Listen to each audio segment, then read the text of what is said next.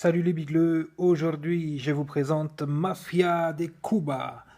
Alors Mafia de Cuba, en français dans le texte, c'est un bon petit jeu des éditions lui-même. C'est l'éditeur qui a notamment fait le célèbre jeu du loup-garou, aussi Skull que nous avons déjà présenté sur Access Jeux. Alors quand on ouvre cette boîte de Mafia de Cuba, on tombe sur un un dessin en trompe-l'œil, puisqu'il s'agit de la boîte à cigares du patron de la mafia cubaine dans les années 50. Si on soulève ce trompe-l'œil, on trouve donc le deuxième fond de la boîte, dans lequel se trouve tout le matériel qui, vous allez voir, est très facile à adapter. Il y a un petit sachet, rien besoin d'adapter, c'est un sachet qui vous permet d'isoler un des rôles des joueurs durant la partie. Les rôles, eux, sont notifiés sur des jetons sur lesquels sont représentés les différents personnages. Il y a des fidèles, les joueurs qui sont fidèles au parrain. Il y a des agents infiltrés de la CIA, il y a le chauffeur, il y a le nettoyeur. Voilà, je pense que je n'oublie personne.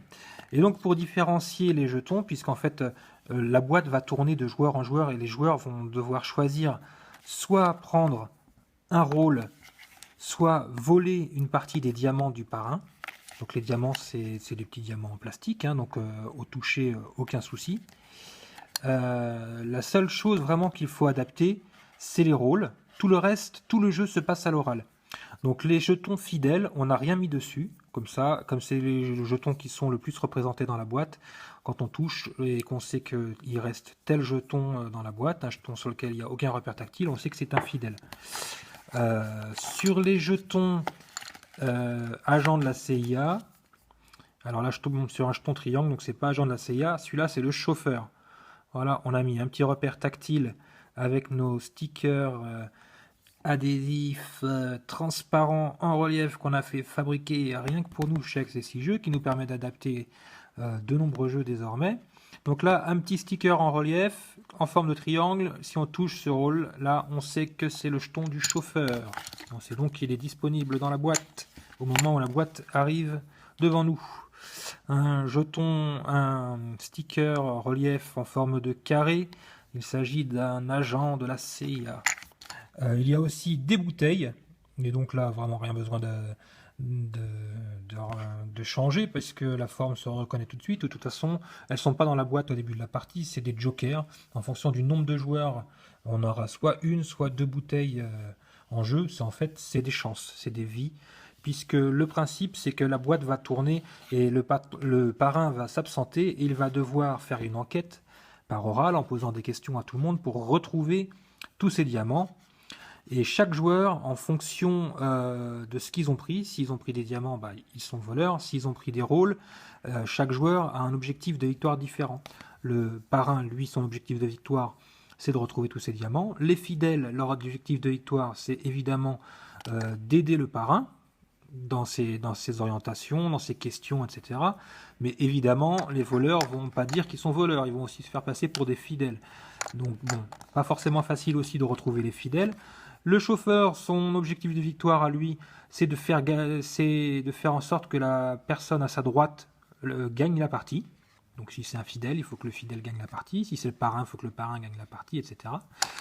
L'agent de la CIA, lui, son objectif, c'est de se faire accuser à tort, de faire croire qu'il a volé des diamants, alors qu'il n'a rien volé, et qu'il sort au contraire sa carte de police, puisque c'est un agent infiltré. Le nettoyeur, lui, va donner une chance supplémentaire au parrain s'il se trompe.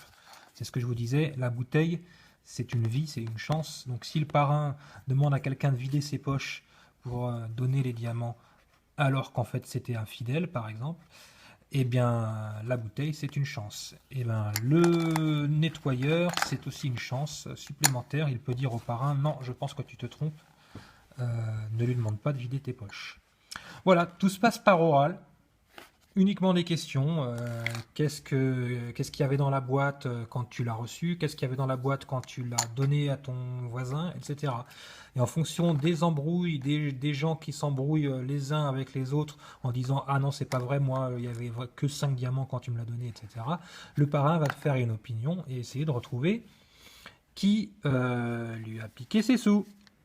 Donc voilà, c'est un chouette petit jeu d'ambiance qui se passe par oral, un peu dans l'esprit du loup-garou, sauf que le loup-garou, ben, c'était totalement inaccessible aux déficients visuels, puisqu'il fallait désigner les gens par le regard.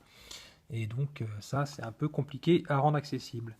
Par contre, Mafia de Cuba, pour des soirées, jeu, ambiance, à partir de 6 joueurs, un bon jeu que je vous recommande et qui est désormais accessible.